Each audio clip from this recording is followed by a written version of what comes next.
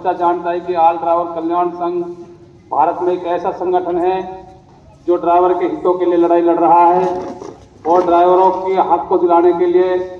Government के सामने अपना मांग पत्र को रखा हुआ है। और जो है कि वो मांग पत्र हमने इस टाइम प्रधानमंत्री कार्यालय से लेके है नी और नीचे से नीचे राज्य स्तर पर भी और जो है भारत इंडिया लेवल पे जो है कि मतलब सेंट्रल गवर्नमेंट के लेवल पर भी हमने दोनों जगह जो है ये मांग पत्र पहुंचा रखे हैं और गवर्नमेंट के सामने अपने मांगों को रखा हुआ है। दोस्तों, इस टाइम जो है सबसे ज़्यादा जो पिछड़ा हुआ है, जो भी कर्मचारी वर्ग के अंदर देखें तो सबसे ज़्यादा जो है हमारा ड्राइवर भाई, ड्राइवर समाज जो है पिछड़ा हुआ है। ड्राइवर के लिए कोई भी ऐसी मूल सुविधा नहीं है जो आम कर्मचारी के लिए मिलती है। ना हमारे बच्चों के लिए कोई सुविधा है, ना हमारे लिए ही कोई सुविधा है, ना हमारे लिए कोई पॉलिसी है, ना हमारे लिए कोई योजना है। तो इसी के तहत जो है ये संगठन ने बीड़ा उठाया है और जो है अपने 29 सूत्रीय मांगों को जो है गवर्नमेंट तक पहुंचाया है। और मेरे भाइयों, अगर गवर्नमेंट हमारी 29 सूत्रीय मांगों को नहीं मान रही है, मानेगी तो हम इंशाअल्लाह 1 दिसंबर को जो है स्टैंड छोड़ो आंदोलन के लिए तैयार हैं। और 1 दिसंबर को जो स्टैंड छोड़ो आंदोलन होने जा रहा है, मैं आप सब भाइयों से अपील करता हूं, आप सब भाई जितने भी हमारे ड्राइवर कार्ड जो मुझे यहाँ पे और जो है लाइव सुन रहे हैं, मैं सबसे हाथ जोड़ के निवेदन करता हूं कि ज्यादा से ज्यादा जो है इस आंदोलन को सफल बनाएं और 1 दिसंबर को जो है स्टैंड छोड़ के जिसकी गाड़ी जहां भी है, जिस पे भी है, चाहे वो पार्किंग में हो, चाहे वो रोड पे हो, हमें तय करना है, हमें ये अहद करना है कि हम 1 दिसंबर को गाड़ी नहीं चलाएंगे, ताकि सरकार को हमारी ताकत का पता चल जाए। क्योंकि ड्राइवर जब दिन निकलता है, जब से स्टार्ट होता है और सोने तक 24 घंटे में कोई लम्हा ऐसा नहीं है कि जो भी काम, जितने भी दुनिया के अंदर काम चल रहे हैं, बगैर ड्राइवर चलते हों। इसलिए ड्राइवर की अहमियत को अभी तक किसी ने नहीं पहचाना और इसलिए हमको जो हमारे मौलिक अधिकार है उनसे वंचित रखा है। इसी के तहत जो हमारे राष्ट्रीय अध्यक्ष सुरेंद्र जी हैं, उन्होंने जो है 29 सूत्रीय मांगों का जो ये बनाया है, जो मांग रखी है, उनमें से थोड़ी आपको लाइट बताता हूँ। सबसे पहले जो है देश के 22 करोड़ चालकों को न्याय दिलाने के लिए राष्ट्रीय चालक आयोग, प्रदेश चालक आयोग का गठन किया जाए। ये हमारी पहली मांग है। हमारे लिए न्यायालय खोला जाए, हमारे लिए सब वो सुविधा होनी चाहिए जैसे आम जो आयोग बने हुए हैं, उन सब में महिला आयोग भी है और जो है बाल कल्याण आयोग भी है और शिक्षा आयोग और बहुत सारे जितने भी आयोग है, इसी तरह जो ड्राइवर के लिए भी जो है आयोग बनाया जाए। और मेरे भाइयों, राष्ट्र भर में यदि आप व्यवसाय चालक आदि व दुर्घटना में पूर्वकालिक अपंग हो जाता है तो उसके भरण पोषण के लिए सरकार द्वारा 10 लाख का मुआवजा प्रदान किया जाए। इससे चालक की मृत्यु पर परिवार के सदस्यों को 20 लाख रुपए का मुआवजा प्रदान किया जाए।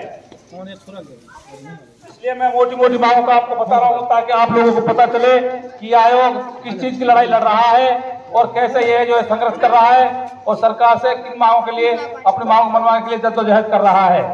और इसी तरह व्यवसाय चालक राष्ट्र भर में एक प्रदेश से दूसरे प्रदेश वाहन लेकर जाते हैं। ऐसे में चालक द्वारा कोई आम नागरिक दुर्घटना का शिकार हो जाता है तो अपराध के तहत गिरफ्तारी में चालक को जमानत पाने का अधिकार उसका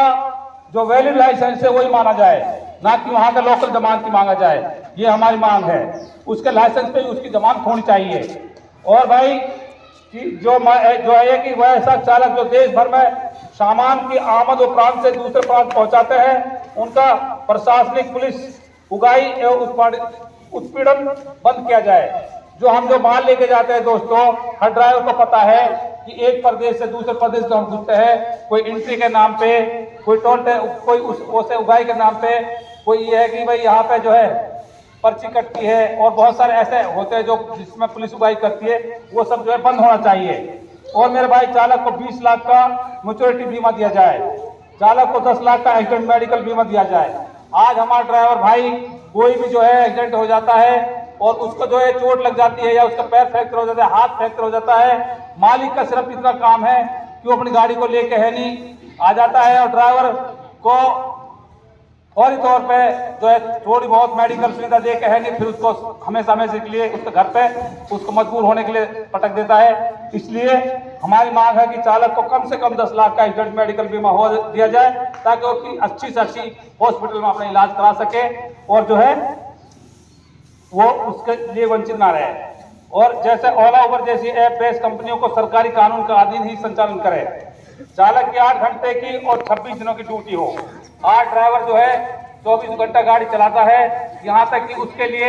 एक शहर से दूसरे शहर तक पहुँचने के लिए फिक्स टाइम दिया जाता है, जो कि उसके ऊपर इतना प्रेशर बढ़ जाता है। कहीं पे जाम होता है, कहीं टोल नाका पे भीड़ हो जाती है, कहीं पे कोई पुलिस वाला रुकवा लेता है और वो सारा प्रेशर उस ड्राइवर के ऊपर बढ़ जाता है और उसको टाइम पे गाड़ी लगानी होती है, जिसके तहत ये होता है उसका मानसिक दबाव में और जल्दी पहुंचने के चक्कर में जो ज़्यादा से ज़्यादा एक्सीडेंट होने की संभावना बनी रहती है। तो ये है कि चालक को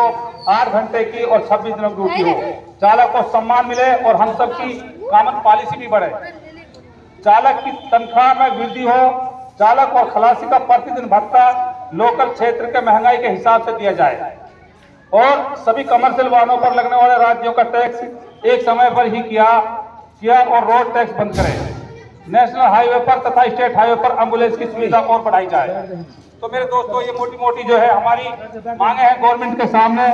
और बहुत सारी मांगे, ये 29 मांगे हैं जो हमारे राष्ट्रीय अध्यक्ष जी और जो हमारे स्टेट लेवल पे हमारे मोहम्मद सत्तार जी जो है इस हरियाणा प्रदेश के अध्यक्ष जी है, वो जो है दिन रात अपने एक करके है नहीं, जो हमारे बीच में बैठे हुए हैं मोहम्मद सत्तार जी अभी आपके सामने और विचार रखेंगे।